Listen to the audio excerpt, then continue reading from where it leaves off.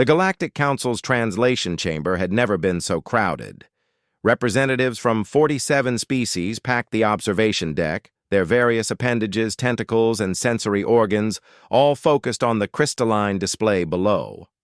In the center of the sterile white room sat Maya Chen, a human linguist who looked remarkably unbored considering she'd been waiting for 3 hours. Commander Thicklix of the Valorian Empire clicked his mandibles in frustration. "This is absurd. We should simply tell the primitive that the task is impossible and send her back to her backwater planet." "Patience, Commander," advised Elder Seraph, her crystalline form refracting the chamber's light into rainbow patterns. The humans requested this demonstration. Let us see what their linguistic expert can do with the Void Script. The Void Script. Even the name carried weight in the galactic community. It was the last remaining text from the predecessors, the mysterious civilization that had seeded the galaxy with technology millions of years before most current species had crawled from their primordial seas. Thousands of the galaxy's finest minds had attempted to decipher it over the centuries. All had failed.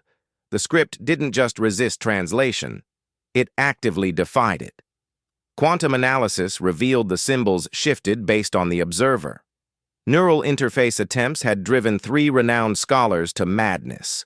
The text existed in a state of linguistic superposition, meaning something different to every species that encountered it, yet meaning nothing at all.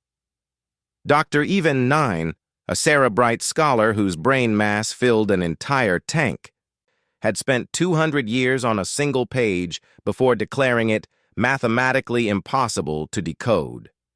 When humanity had petitioned for access to the script, the Council had agreed only because they found human audacity amusing. Below, Maya finally stood up and stretched.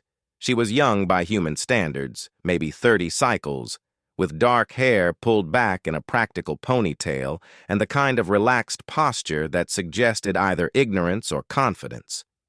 Through the translator, her voice came through clear and slightly annoyed.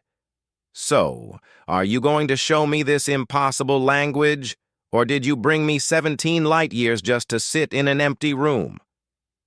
Thicklix's mandibles clicked in what might have been satisfaction. "Activate the display." The air in front of Maya shimmered. And suddenly the void script materialized, a 3-dimensional matrix of symbols that hurt to look at. They twisted and folded through impossible geometries, colors that shouldn't exist, bleeding into shapes that defied Euclidean space. Several observers in the deck looked away immediately. Maya, however, leaned forward with interest. "Huh," she said. "Weird." "Weird?" Thicklix's translation came out as a screech. Scholar Even 9 called it an offense to the very concept of communication. "Yeah, I can see why," Maya replied, walking around the display. "It's definitely showing me different things from different angles, but that's kind of the point, isn't it?" Elder Seraph's crystalline structure rang with surprise. "Explain."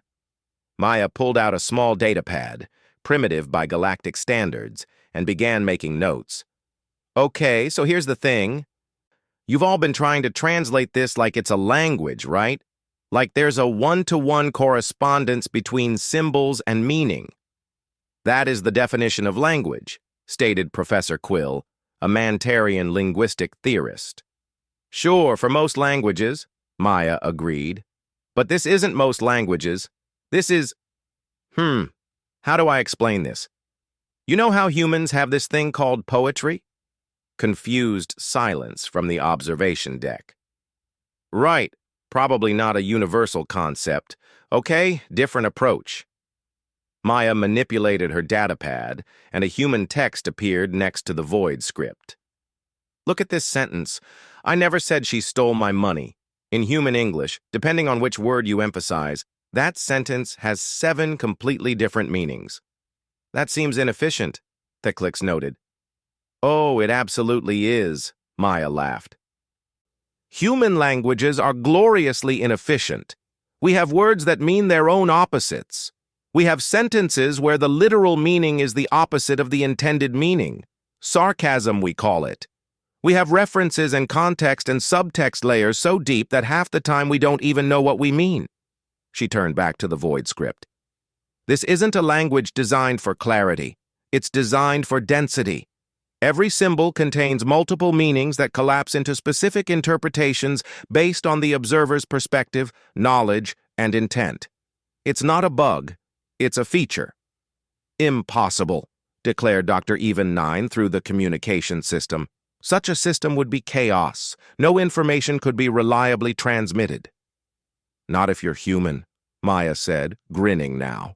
She pointed to a cluster of symbols. See? Humans are really good at dealing with chaos and ambiguity. We had to be. We're a young species on a death world where the weather can kill you, the animals can kill you, and even the plants sometimes try to kill you. We got good at reading incomplete information and making educated guesses.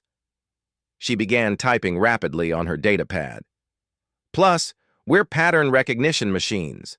Our brains are so desperate to find patterns that we see faces in clouds, hear messages in static, and find meaning in random events.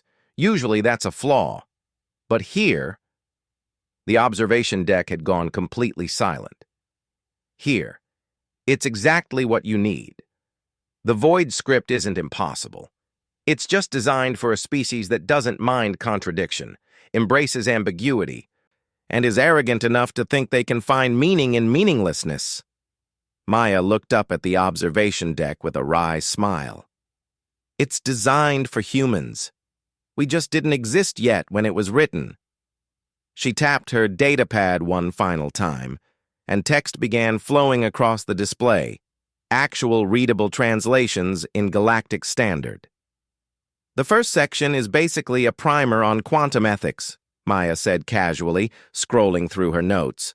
There's a whole bit about civilizations that exist in probability states, some poetry about the heat-death of the universe, and, oh, this is interesting, detailed instructions for something called a consciousness bridge.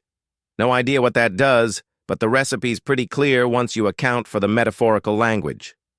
Elder Seraph's crystalline form was pulsing rapidly, a sign of extreme agitation. How did you— Oh, I'm not done, Maya interrupted. This is just the first page. The whole document is like a choose-your-own-adventure book. You know, those children's stories where you pick different paths? Each reader will get something different out of it based on what they're looking for. The predecessors weren't trying to send one message, they were trying to send every message.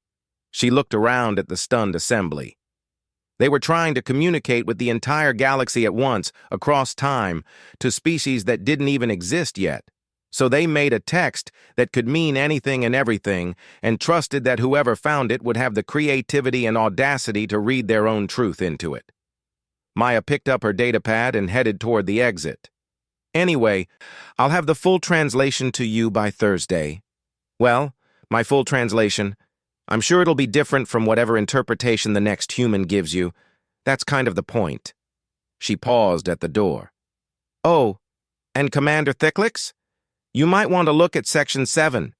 There's a message in there that only resolves if you're actively trying to prove it can't be read. The predecessors had a sense of humor. As the door sealed behind the human, the observation deck erupted in chaos. Arguments broke out in 17 languages, theories were shouted down, and several scholars fainted. Commander Thicklix stared at the void script, which was now displaying a new message, one that definitely hadn't been there before, and one that, horrifyingly, he could now almost understand. Humans, he muttered, the word equal parts curse and prayer. In the corridor outside, Maya Chen smiled to herself. The hardest part hadn't been reading the void script. The hardest part had been not mentioning that it reminded her of her grandmother's recipe cards, written in 3 languages, none of them complete, all of them essential, and absolutely impossible to follow unless you already knew what you were making. Some things, she figured, the galaxy wasn't ready to hear, not yet anyway.